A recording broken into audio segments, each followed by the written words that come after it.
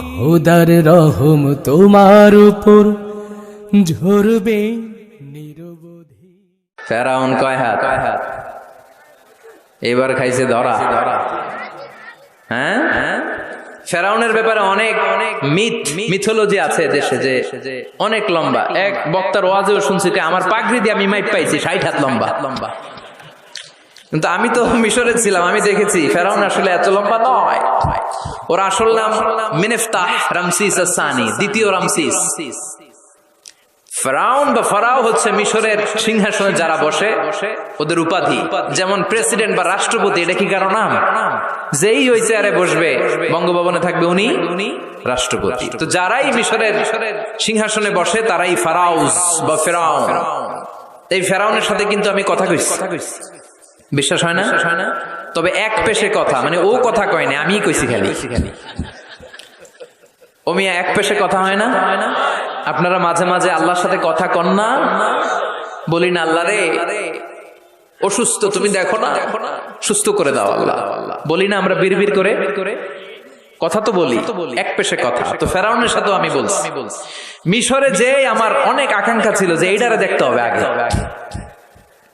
তো ফ্রিতে দেখেছি, ফর ফ্রি। আমাদের আল আজহার ইউনিভার্সিটির যে কার্ড ছিল, ওই কার্ড ছিল জামিয়াতুল আজহার শরীফের কার্ড, ওটা দিয়ে আবার ফ্রিতে অনেক জায়গায় যাওয়া যায়। তো একবারই দেখেছি আমি মিশরের রাজধানী কায়রোর যে জাতীয় জাদুঘর, ওদের রয়্যাল মোমিস চেম্বারের 2nd ফ্লোরে ওকে শোয়া রাখা হয়েছে। তো অনেক আশা ভরসা নিয়ে গেলাম, ঢুইকাই দেখি ওই রুমের ভিতরে ফেরাউন চাচা শুয়ে রয়েছে। তো যেই ফেরাউনকে জিজ্ঞেস করলাম, হেই ম্যান, হোয়াটস আপ, কেমন আছো? কিন্তু ওর মুখ দিয়ে কোনো কথা নাই। অনেক কিছু জিজ্ঞেস করলাম যে তুই এত বড় কলিজা হইলো কেমনে, তুই আমার নবী মুসারে ধমক দিলি কি করে? আল্লাহর পয়গম্বরকে তুই ধমক দিয়েছিস, তোর এত বড় বকের পাটা কে দিয়েছে? অনেক কথা বললাম, কিন্তু আজকে ওর কোনো আওয়াজ নাই। আমিও পাইছি সুযোগ, আমার করার সুযোগ নাই। ইচ্ছা মতো দোলাই করলাম ফেরাউন রে। আল্লাহু আকবার। ওর ধমকিতে নাকি মিশরের জমিন কাঁপতো, কিন্তু আজকে ওরা শুটকি বানায় রাখছে কে? এজন্য ওর মতো গাদ্দারে যদি এখনো কেউ করে, ওর থেকে শিক্ষা নেওয়ার দরকার আছে না নাই?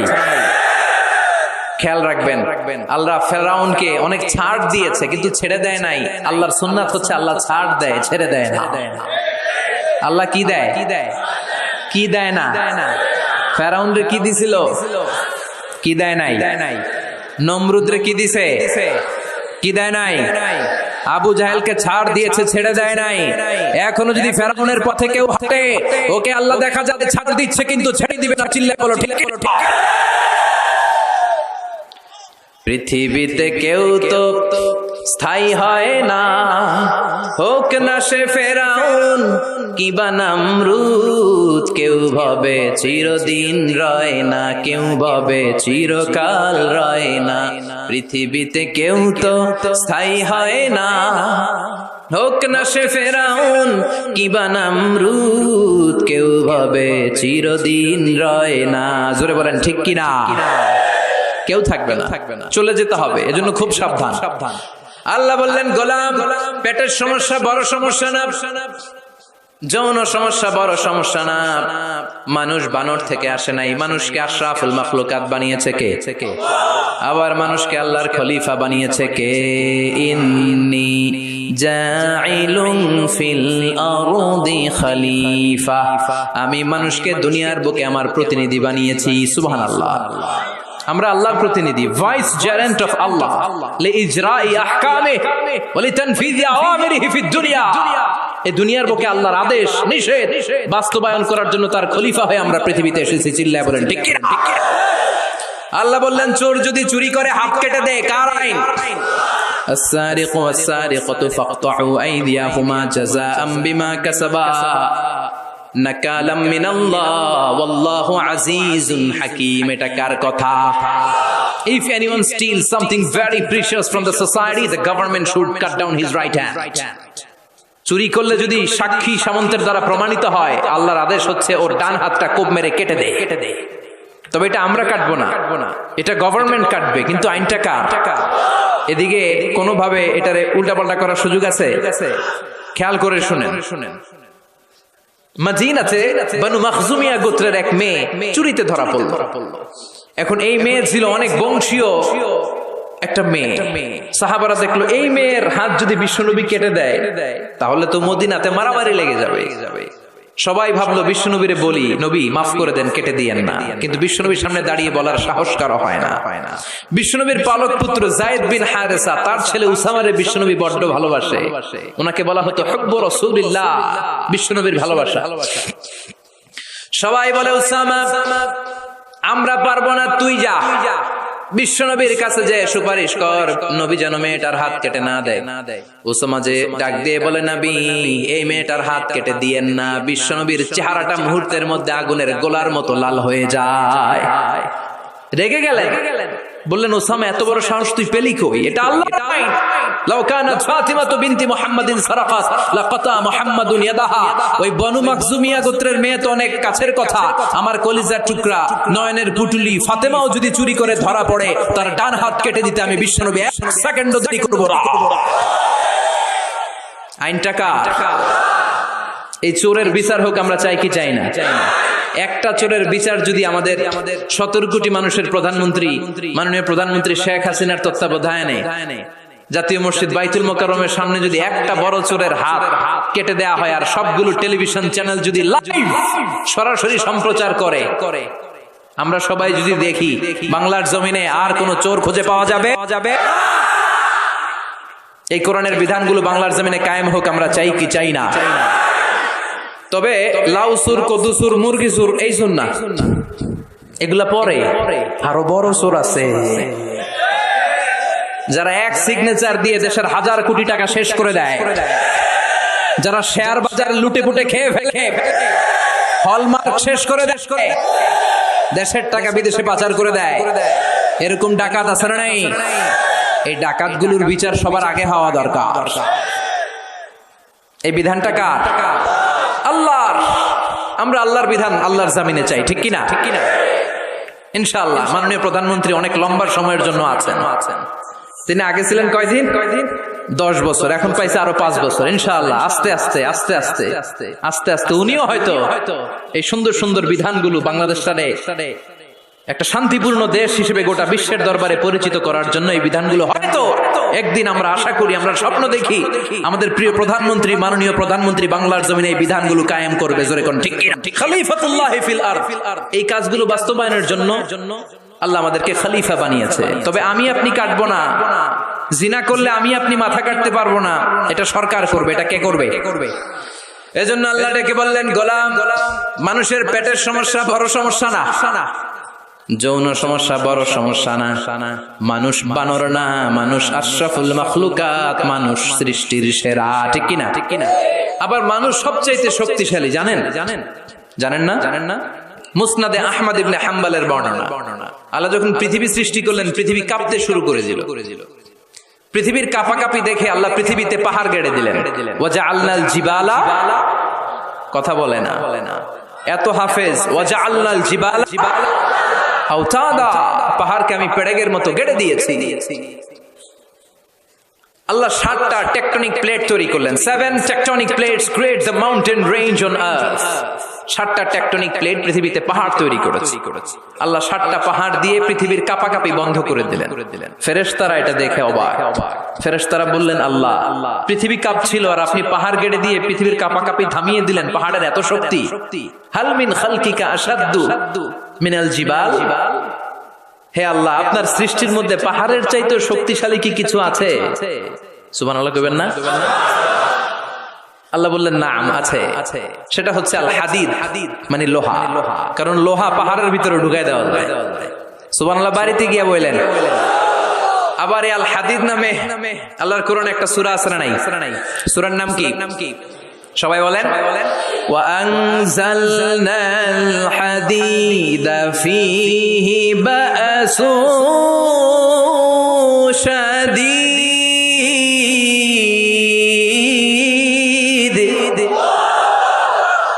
আমি আকাশ থেকে লোহা নাজিল করেছি, লোহার মধ্যে অনেক শক্তি আমি ঢুকিয়ে দিয়েছি। ওয়া মানাফিউ লিন-নাস, আবার লোহার ভেতরে মানুষের জন্য উপকার আছে না নাই?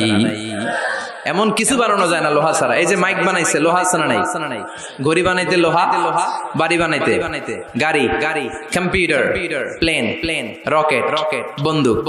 সুবহানাল্লাহ কইবেন না? সব কাজে লোহা লাগে। আল্লাহ বললেন লোহা পাহাড়ের চাইতেও শক্তিশালী, পাহাড়ের ভেতরে আমি লোহা গেড়ে দিয়েছি। ফেরেশতারা বললেন মাবুদ, বুঝলাম পাহাড়ের চাইতেও লোহা বেশি শক্তিশালী। হাল মিন খালকিকা শাইউন আশাদ্দু মিনাল হাদিদ। এবার আমাদেরকে বলেন আপনার সৃষ্টিকুলের মধ্য থেকে লোহার চাইতেও শক্তিশালী কিছু আছে নাকি? আল্লাহ বললেন লোহার চাইতেও শক্তিশালী আরেকটা জিনিস আছে, সেটা হলো আন্নার, মানে আগুন। সেটা কি? সবাই কন। আগুনের স্পর্শ পেলে লোহাও গলে যায়। সুবহানাল্লাহ পড়েন। ফেরেশতারা বললেন আল্লাহ আগুনের চাইতেও শক্তিশালী কিছু আছে নাকি? আল্লাহ বললেন আছে।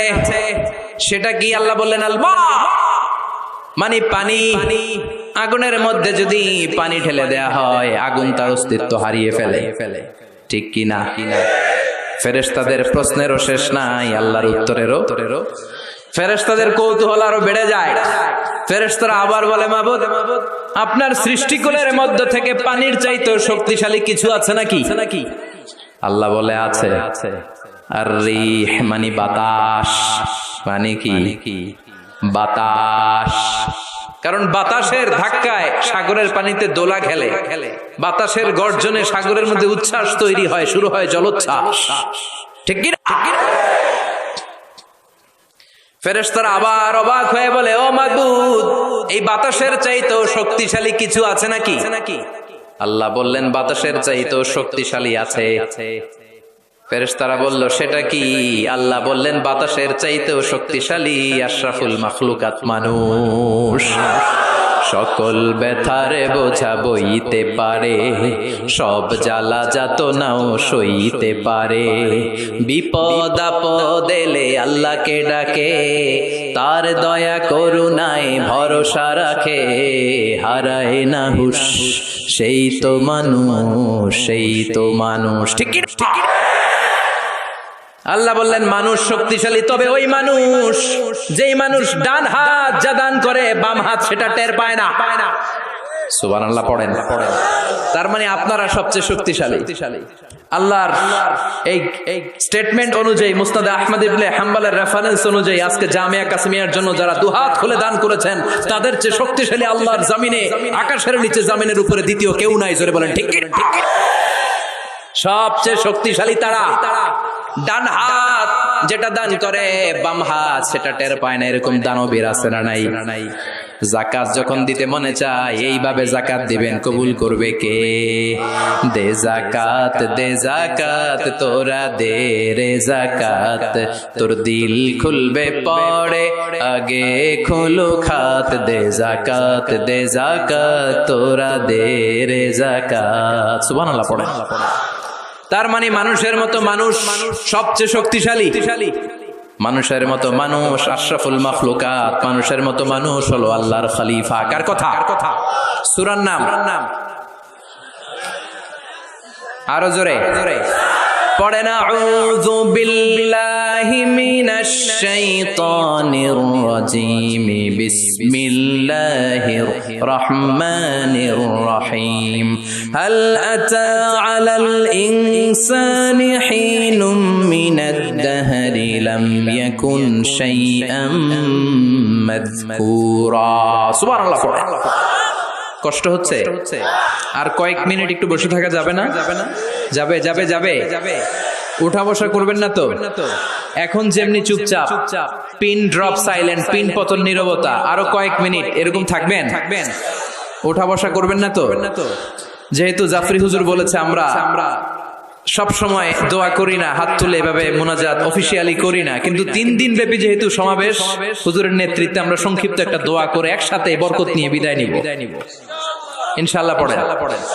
হুজুরের হাতে দোয়া না নিয়ে কে কে চলে যাবেন একটু হাত তুলে দেখা, দোয়াতে শরীক না হয়। আগে ওই আল্লাহর ওলিদেরকে একটু চিনে রাখি।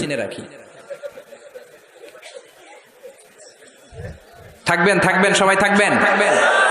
আপনারাও যেহেতু আদা করেছেন আমি বেশি লম্বা সময় নিব না, অল্প 2 মিনিট কথা বলে 2 মিনিট কথা বলে ঠিক আছে ঠিক আছে ইনশাআল্লাহ ইনশাআল্লাহ ইনশাআল্লাহ। তবে ওয়াদা যেহেতু করেছেন ওঠা বসা করা যাবে। তাকবীর পড়েন, লিল্লাহি তাকবীর। আল্লাহ বললেন হাল আতা আলাল ইনসানি হিনুম মিনাদ দাহর লাম ইয়াকুন শাইআম মাযকুরা। প্রতিটা মানুষের জীবনে এমন একটা সময় এসেছিল তখন উল্লেখ করার মতো সে কিছুই ছিল না। কার কথা? প্রতিটা মানুষের জীবনে একটা সময় এসেছিল উল্লেখ করার মতো সে কিছুই ছিল না। এই যে হাল দিয়ে আল্লাহ শুরু করেছেন, এই ইস্তেফহামটাকে বলে ইস্তেফহাম তাকরীরি। এখানে হাল বিমানা কদ, হাল আতা ইয়ানি কদ আতা আলাল ইনসান হিনুম মিনাদ দাহর ওয়া কদ লিতাহকিক। কদ আসে সুনিশ্চিত একটা ভাব দেখানোর জন্য। সুবহানাল্লাহ পড়ে। তার মানে আল্লাহ বললেন প্রতিটা মানুষের জীবনে এমন একটা সময় ছিল লাম ইয়াকুন শাইআম মাযকুরা, তখন মানুষটা উল্লেখ করার মতো কিছুই ছিল না। এই আল ইনসান দ্বারা আল্লাহ কি বুঝিয়েছে? অনেক তাফসীর এসেছে। কেউ বলেছে ইনসান দ্বারা উদ্দেশ্য হচ্ছে সাইয়েদনা আদম, আবার কেউ বলেছে ইনসান দ্বারা উদ্দেশ্য হচ্ছে পৃথিবীর সব মানুষ। সাইয়েদনা আদম যদি ইনসান দ্বারা উদ্দেশ্য হয় তাহলেও ঠিক আছে। আদম আলাইহিস সালামের জীবনেও এমন একটা লম্বা সময় ছিল উল্লেখ করার মতো তিনি কিছুই ছিলেন না। সুবহানাল্লাহ পড়ে। আদম আলাইহিস সালামকে আল্লাহ নূর দিয়ে বানাইছে, তাই না? হ্যাঁ হ্যাঁ, কি দিয়ে? আরো জোরে, মাটি দিয়ে বানালেন। রাইসুল মুফাসসিরিন আব্দুল্লাহ ইবনে আব্বাস বলে পৃথিবী থেকে আল্লাহ তাআলা মাটি নিয়ে আসলেন ফেরেশতাকে দিয়ে। ওই মাটিটার ধরন ছিল তিনুন লাজিব, এঁটেল মাটি। এঁটেল মাটি দিয়ে এত আঠা কিছু বানানো যায় না। ওই এঁটেল মাটির উপরে আল্লাহ 40 বছর বৃষ্টির পানি ঢাললেন। সুবহানাল্লাহ পড়েন। আকাশ বললেন ইয়া সামা আমতিরি আলাইহি 40 সানাব, 40 বছর এঁটেল মাটির মধ্যে তুই বৃষ্টি ঢাল। 40 বছর বৃষ্টি ঢালার পরে এঁটেল মাটি হয়ে গেল কাদা মাটি, হামাইম মাসনুন। এবার হামাইম মাসনুন থেকে আল্লাহ সাইয়েদনা আদমের 60 গজ লম্বা দেহটা বানালেন, মূর্তি। এভাবে মূর্তিটা রয়ে গেল 40 বছর। তারপর আল্লাহ সূর্যরে বললেন ইয়া শামসু হাররিকি আলাইহি 40 সানা। ও সূর্য, মাটির আদমের দেহের উপরে এবার 40 বছর তুই কিরণ দে, তাপ দে। 40 বছর মাটির আদমের দেহের উপরে যখন সূর্যের তাপ পড়ে গেল, আদম হয়ে গেল সলসালিন কাল ফাখার, ঠনঠনে মাটি। সুবহানাল্লাহ। তাহলে প্রথমে এঁটেল মাটি 40 বছর, কাদা মাটি 40 বছর, ঠনঠনে টোকা মারলে এরকম ঠন ঠন আওয়াজ হয়, এরকম সলসালিন কাল ফাখার, এরকম ছিল 40 বছর। 3 40 কত? 120 বছরের এই লম্বা সময়ে লাম ইয়াকুন শাইআম মাযকুরা, উল্লেখ করার মতো আদমের কিছুই ছিল না। সুবহানাল্লাহ পড়েন। কারণ আদমের ভেতরে তখন আল্লাহ রূহ ফুঁকে দেয় নাই, রূহের ফুৎকার তখনও দেয় নাই, তাই লাম ইয়াকুন শাইআম মাযকুরা, উল্লেখ করার মতো আদম কিছুই ছিল না। এই পৃথিবীতে মানুষ বানানোর 3টা ক্যাটাগরি আল্লাহর, চিল্লায় বলেন কয়টা? বাবা নাই, মা নাই। এই পদ্ধতিতে আল্লাহ আদম আলাইহিস সালামকে বানালেন। আবার মা আছে, বাবা নাই। এই পদ্ধতিতে রব্বুল আলামিন ঈসা আলাইহিস সালামকে বানালেন। আবার বাবাও আছে, মাও আছে। এই পদ্ধতিতে আল্লাহ আমাদের সবাইকে বানিয়েছেন। ঠিক কিনা? আদম আলাইহিস সালামের 120 বছর লাম ইয়াকুন শাইআম মাযকুরা। বুখারীর বর্ণনায় আমাদেরও জীবনের এমন 120 দিন কেটেছে যখন আমরা লাম ইয়াকুন শাইআম মাযকুরা, উল্লেখ করার মতো আমরা কিছুই ছিলাম না। সুবহানাল্লাহ পড়ে। ইন্না আহাদাকুম ইউজমাউ খালকুহু ফি বাতনি উম্মিহি 40 ইয়াওমান সুম্মা ইয়াকুনু আলাকাতান মিসলা যালিক সুম্মা ইয়াকুনু মুদগা মিসলা যালিক। আল্লাহু আকবার। তোমাদের সৃষ্টিটাও তোমাদের মায়ের পেটে এই পদ্ধতিতে হয়েছে। প্রথমে 40 দিন তোমরা ছিলা নুতফা, তারপরে 40 দিন তোমরা ছিলা আলাকা, তারপরে 40 দিন তোমরা ছিলা মুদগা। 3 40 এই 120 দিন যাবত আমরা লাম ইয়াকুন শাইআম মাযকুরা, উল্লেখ করার মতো আমরা কিছুই ছিলাম না। আমার কোনো নাম ছিল না, গ্রাম ছিল না, আমার কোনো পরিচয় ছিল না, আমার কোনো অস্তিত্ব ছিল না। একেবারে জিরো থেকে আমাকে আশরাফুল মাখলুকাত মানে হিরো বানিয়েছে কে? এজন্য আল্লাহ বললেন হাল আতা আলাল ইনসানি হিনুম মিনাদ দাহরি লাম ইয়াকুন শাইআম মাযকুরা। প্রতিটি মানুষের জীবনে এমন একটা সময় ছিল উল্লেখ করার মতন সে কিছুই তখন ছিল না। ইন্না খালাকনাল ইনসানা মিন নুতফাতিন আমশাজিন নাবতালি ফাজআলনাহু সামিআন বাসীরা। পড়েন আল্লাহু আকবার। আল্লাহ বললেন ইন্না খালাকনাল ইনসানা মিন নুতফাতিন আমশাজ, মানুষকে আমি মিশ্রিত বীর্য থেকে বানিয়েছি। কার কথা? আমার এমফিল এর রিসার্চ ছিল এটা নিয়ে, তো ভাবলাম আমার রিসার্চ নিয়ে কিছু কথা আপনাদের সাথে শেয়ার করি। আমার এমফিল এর রিসার্চের টপিক ছিল embryology, the embryology in the Holy Quran, how the little embryo develops in mother's womb, মায়ের পেটে বাচ্চার ছোট্ট ভ্রূণটা কেমন করে ডেভেলপ করে 8 মাস 9 মাস পরে কেমন করে জমিনে আসে, এটার উপর আমার গবেষণা ছিল। এমব্রয়োলজি বাংলা হচ্ছে ভ্রূণ তত্ত্ব, ইলমুল আজিন্না আরবিতে কি ইলমুল আজিন্না, ভ্রূণ তত্ত্বের উপর আমার রিসার্চ ছিল। আর পিএইচডি রিসার্চ হচ্ছে the behavioural characteristics of the human being in the holy Quran. মানুষের আচরণগত, এক এক মানুষের এক এক আচরণ। এক বাবার 5 ছেলে, একটা যায় এদিকে আরেকটা যায় ওদিকে, আরেকটা সামনে হাঁটে আরেকটা হাঁটেই না। আছে না নাই? এক একটা আচরণ। তো মানুষের আচরণের ব্যাপারে আল্লাহ কোরআনে কি বলেছেন, এটা নিয়ে আমার পিএইচডি থিসিসের রিসার্চের টপিক। সেজন্য আল্লাহ আমাদেরকে প্রথমে বানিয়েছিলেন নুতফা। খেয়াল করে বুঝবেন, তাহলে বুঝতে সহজ হবে। নুতফা, তারপরে আলাকা, তারপরে মুদগা, sperm drop, blood clot, and finally the little stash, little flash. গোশতের টুকরা ছিলাম, ছোট্ট নুতফা ছিলাম, সামান্য শুক্রাণু ছিলাম আমরা। শুক্রাণু, আমি, আপনি, আমরা সবাই শুক্র ছিলাম না, আমরা ছিলাম শুক্রাণু, মানে শুক্রের অণু। আমরা ডিম্ব ছিলাম না, আমরা ছিলাম ডিম্বাণু। আরবিতে বলে আল বুয়াইদা আল উনসাউইয়া, বাইদানা বুয়াইদা তাসগীর, আল বুয়াইদা আল উনসাউইয়া। ডিম্বাণু, ডিমের অণু ছিলাম, শুক্রের অণু ছিলাম। এক ফোঁটা শুক্রের ভিতরে 20 কোটি শুক্রাণু থাকে, ওইটার একটা ছিলাম আমি, সলিমুদ্দিন। সুবহানাল্লাহ কইবেন না? এই শুক্রের ভেতরে যে প্রাণ আছে, 1977-এ হাম আর লিয়েন হুক, এই দুইজন বিজ্ঞানী মাইক্রোস্কোপ দিয়ে তারা শুক্রের ভেতরে, বীর্যের ভেতরে ছোট ছোট কি যেন নড়াচড়া করে, প্রাণের অস্তিত্ব তারা সেখানে খুঁজে পেয়েছে। এরপরে sir William case more, the developing human being, উনি একজন অ্যানাটমিস্ট, হিউম্যান বডি অ্যানাটমি নিয়ে গবেষণা করে। তিনি আরো ডেভেলপ রিসার্চ আবিষ্কার করেছেন মানুষের বড় হওয়ার উপরে। পড়েন সুবহানাল্লাহ। এজন্য আল্লাহ বলেন তুমি খুবই ক্ষুদ্র ছিলা, বাবার পিঠ থেকে মায়ের পেটের ভেতরে তোমারে ঢুকায়া দিয়েছে কে? ফালইয়ানযুরিল ইনসানু মিম্মা খুলিকা, খুলিকা মিম্মা দাফিক ইয়াখরুজু মিন বাইনিস সুলবি ওয়াত তারাইব। বাবার পৃষ্ঠদেশ থেকে, মায়ের গর্ভদেশে সবেগে সামান্য একটা নাপাক পানি থেকে তোরে এত বড় করলো কে? তোরে হিরো থেকে জিরো বানালো কে? আমাদের কোনো নাম ছিল না, আমার কোনো গ্রাম ছিল না। কত ক্ষুদ্র ছিলাম আমি, কত তুচ্ছ ছিলাম আমি, কত নগণ্য ছিলাম আমি। আমাদের সৃষ্টি প্রক্রিয়ার দিকে আমাদেরকে নজর করতে দিয়ে আল্লাহ বুঝাতে চাইলেন অহংকার করিস না, অহংকার করার মতো কিচ্ছু তোর মাঝে নাই। চিৎকার করে বলতে হবে ঠিক কি না? স্পার্ম ড্রপ, ওভাম, দুইটা মিলে তৈরি হলো জাইগোট, ভ্রূণ কোষ। সেখান থেকে ডেভেলপ করে তৈরি হলো এমব্রয়ো, মানে ভ্রূণ। এটা ছিল ব্যাঙ্গাচির মতো যোগ। বর্ষাকালে ব্যাঙ্গের পোনা দৌড়ায়, ছোট বাচ্চারা কুড়ায় নিয়ে আসে ঘরে মাছের পোনা মনে করে। আছে না নাই? ঠিক এরকম ছিলাম আপনি আর আমি। এটার উপর আমার অনেক গবেষণা। ব্যাঙ্গের বাচ্চার মতো ছিলাম, জোকের মতো মায়ের জরায়ুর দেয়ালে লেগেছিলাম। এমব্রয়ো থেকে আমরা হলাম ফেইটাস, যেটাকে আরবিতে বলে মুদগা, গোশতের টুকরা।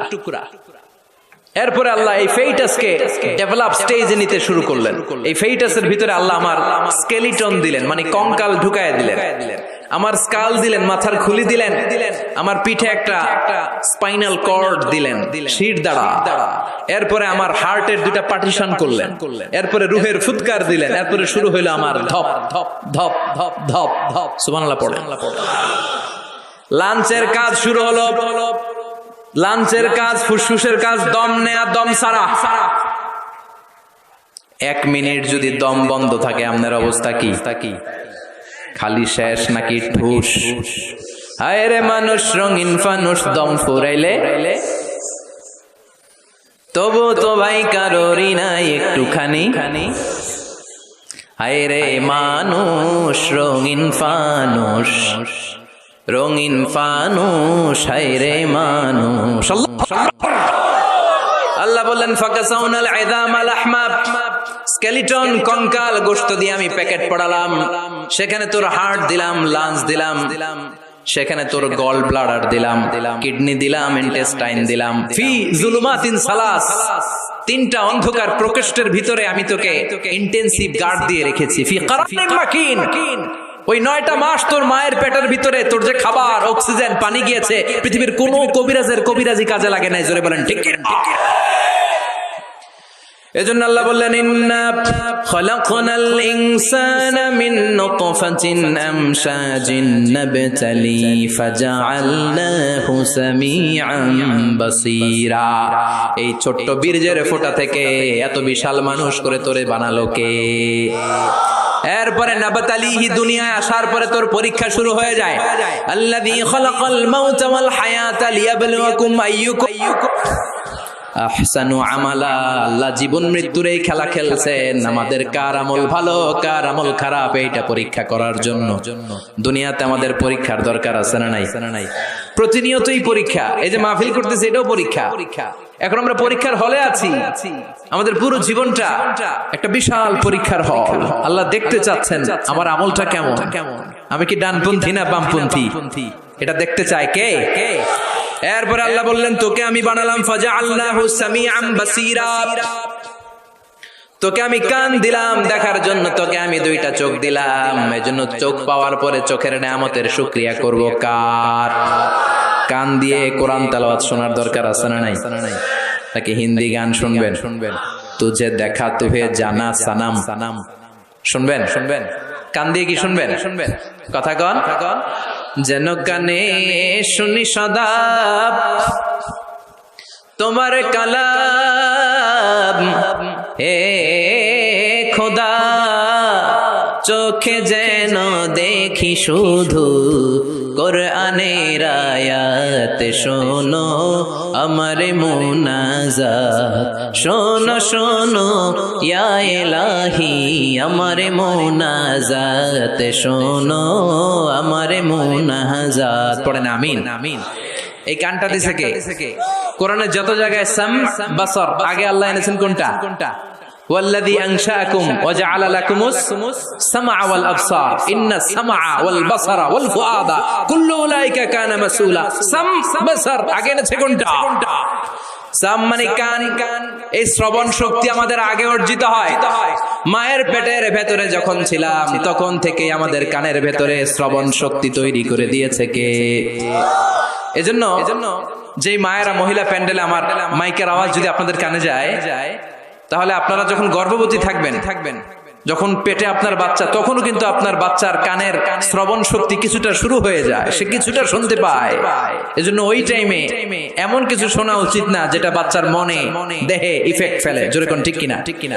ওই সময় যদি হিন্দি সিনেমা শোনেন, তুঝে দেখা তুহে জানা সানাম শোনেন, তাহলে এটা হইব ওইরকম।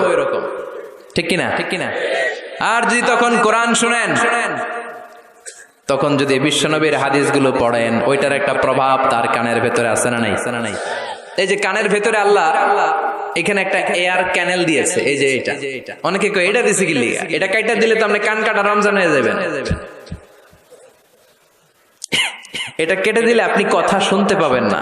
এই এয়ার ক্যানেল দিয়ে সাউন্ড ওয়েভ, শব্দ তরঙ্গ আমাদের শ্রবণ ইন্দ্রিয়ের ভেতরে আওয়াজ শোনার অনুভূতি জায়গায়। এটা এই এয়ার ক্যানেল দিয়ে ঢুকে। এই ক্যানেলটা এরকম 3-4টা রাস্তা না থাকলে আপনি কোনো আওয়াজই শুনতে পেতেন না।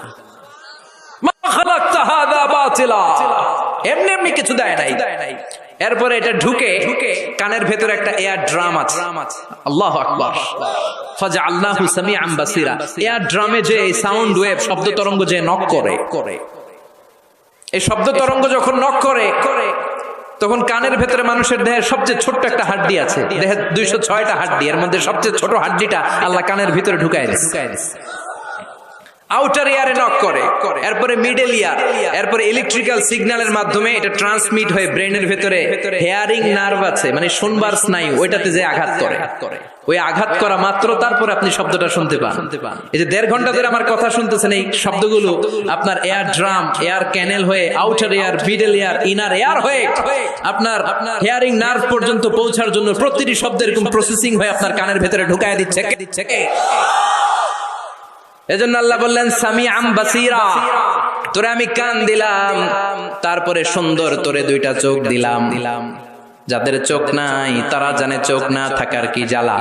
এই 2টি চোখ দিয়েছি বলে দেখো যে কত অপরূপ, নয়নাভিরাম খেতে খামারে জুড়ায় জ্বালা, বিধুর ধূপ তোমার দেয়া চোখের শুকুর, জানাবো তার ভাষা কই, যতই দেখি ততই যেন পলক ছাড়া চেরই। ঠিক আল্লাহ বললেন আলাম নাজআল লাহু আইনাইন ওয়া লিসানান ওয়া শাফাতাইন ওয়া হাদাইনাহুন নাজদাইন। ও গোলাম, তোরে কি আমি চোখ দেই নাই? চোখ দিয়েছে কে? চিল্লায় বলেন, চোখ দিয়েছে কে? 2 মিলিমিটার ডাইমেনশনের এই ছোট্ট চোখ আমার। সবার 2 চোখ আছে তো নাকি অনেকের 1 চোখ? চোখ ছাড়া কেউ আছেন? আহা, ওই ভাইদের কি জ্বালা, এটা আপনি বুঝবেন না, আমি বুঝবো না। যারা আল্লাহ দেয় নাই, পরীক্ষা নিচ্ছে, সে জানে। নাবতালিহি, চোখ না দিও আমি পরীক্ষা করি। তিনি 2 মিলিমিটার ডাইমেনশনের ছোট্ট চোখ দিয়ে, এই যে আমার ভাইরা আমি যেমনে দেখি, সূর্যের দিকে তাকাইলে সূর্যটারও এমনি দেখি, ওটা কিন্তু কোটি মাইল দূরে। ক্যামেরা দিয়ে দেখবেন এত সুন্দর। চোখের মধ্যে জুমিং পাওয়ার আছে, জুমিং পাওয়ার। দূরের জিনিসকে ক্যামেরায় টাইনা দেখা লাগে, আমাদের চোখে টানাটানির দরকার নাই, চোখটা খুলে তাকাইলেই দেখে ভালো লাগে। আবার যেই ক্যামেরাগুলো দিয়ে হলিউড বলিউডের মুভি শুট করে, এগুলোর কোনটায় 70, কোনটায় 80, কোনটায় 100 মেগাপিক্সেল ভিশনকে, দৃশ্যকে, সিনারিকে ক্লিন করে, সুন্দর করে। 70, 80, 100 মেগাপিক্সেল। কিন্তু আমাদের এক একটা চোখে আল্লাহ ফ্রি 475 মেগাপিক্সেল ঢুকায় দিছে। বিজ্ঞানীদের ধারণা human eyes can identify more than 10 million colours. আমাদের এই চোখগুলো খালি চোখে 10 মিলিয়নেরও বেশি ধরনের রং শনাক্ত করতে পারে। 1 মিলিয়নে 10 লাখ, 10 মিলিয়নে কথা কয় না, 1 কোটি, 1 কোটি ধরনের রং আমরা শনাক্ত করতে পারি। সুবহানাল্লাহ পড়বেন না? এজন্য আল্লাহ বললেন ফাজআলনাহু সামিআম বাসীরা।